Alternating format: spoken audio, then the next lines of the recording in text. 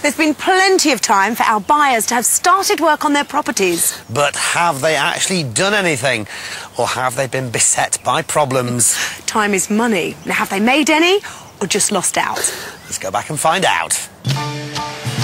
It was in Balham, southwest London, that we first saw a rather splendid three-bedroom, bay-fronted, Victorian terraced house. It may be a real estate agent's cliché, but this property really did have loads of potential. You could build up into the loft, extend out the back, or open up into the cellar. And with many features still intact, albeit some of them rather interestingly painted, this was one of those auction lots to get excited about. It was bought by a young couple, Scott and Ness, for $695,000. They'd been living in a small house in Tooting and were keen to find somewhere bigger. So is this the home of your dreams? For the next short while. Yes, I think we looked at so many houses and this one has, or ticked most of the boxes, I would say. Now I can see you rubbing your tummy there. So, baby on the way. How long have you got to go? Well, I'm just about 5.5 months now, so, yeah. So the clock was ticking, and with grand plans for loft conversions and kitchen extensions, they had their work cut out. And now, nearly 1 year to the day, we're back. From outside, the house is looking crisp and clean. With the bush removed from the front garden, the delicate traditional ironwork on the wall is now visible. But it was inside where Ness and Scott hoped they could bring a modern touch to what is now a proper family home.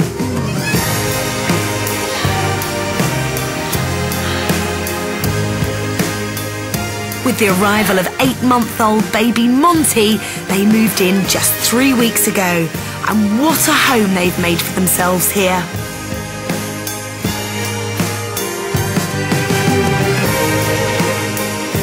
The 2 reception rooms were knocked through to make a wonderful lounge dining area.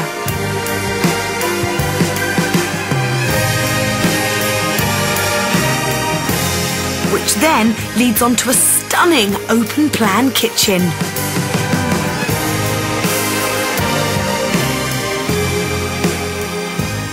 And though Scott's original plans for a glass box extension were refused, what they ended up with isn't half bad.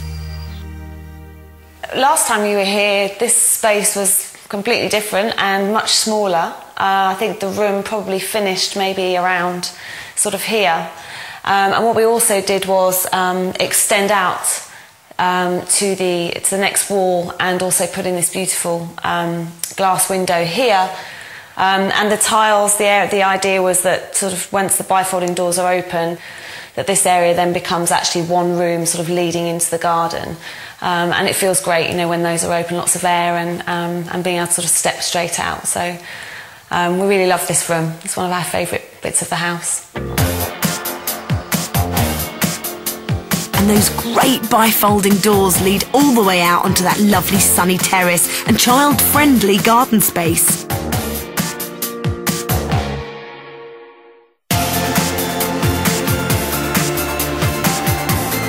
Upstairs, that high-quality, chic, modern finish continues with a stylish white and black bathroom suite.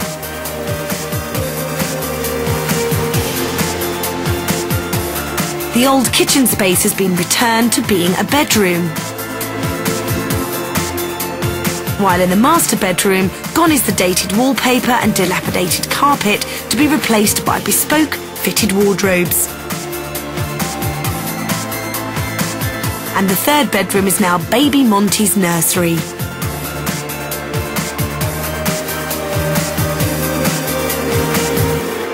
But they didn't stop there. We also added a loft conversion.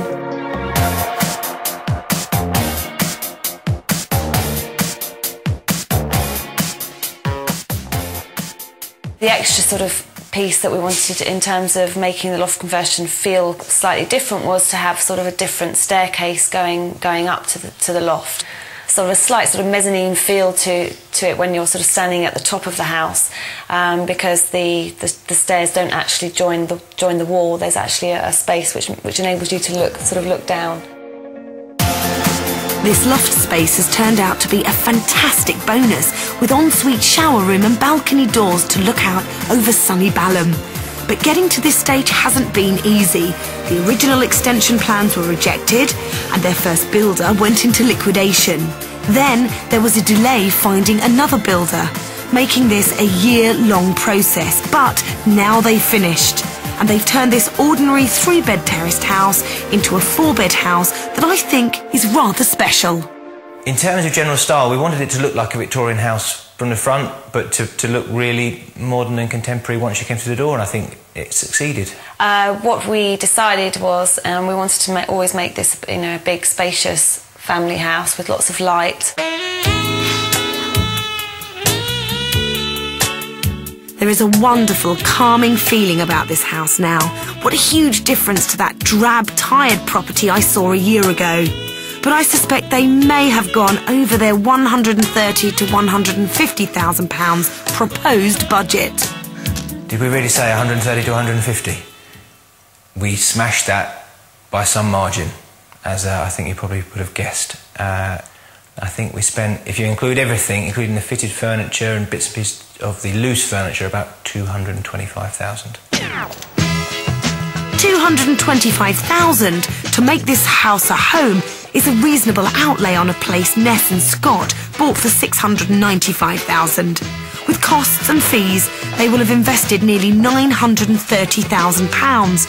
So, was this money well spent? What do 2 local estate agents reckon? My first impressions of the property are really good quality. It's been done very stylish fittings, and the kitchen's been done beautifully, especially with the bifold doors onto the garden, and a great size. I think the loft conversion is done to a very high standard. It is in keeping with the rest of the house. The overall standard of work is second to none. It's certainly one of the very best that I've seen. With their total costs heading towards £930,000, has finishing the house to a high standard paid off? If we were to put it onto the open market, we would expect it to achieve in the region of £980,000. I would put this on the market for £975,000. So not huge returns here, maybe a pre-tax profit of around 45 to 50,000. What do they make of the resale valuations? I think it's more than we would have expected, but and it's more than we've spent, added to more than we paid, which is always a bonus, yeah. Good news. So financially, it does stack up fine. What are their reflections on their year-long project? It's been painful, but worth it, I think. Yeah, I'm sure we'll forget all the pain in the future. And now with the house just about completed, they can concentrate on caring for and bringing up Monty in their stunning new home.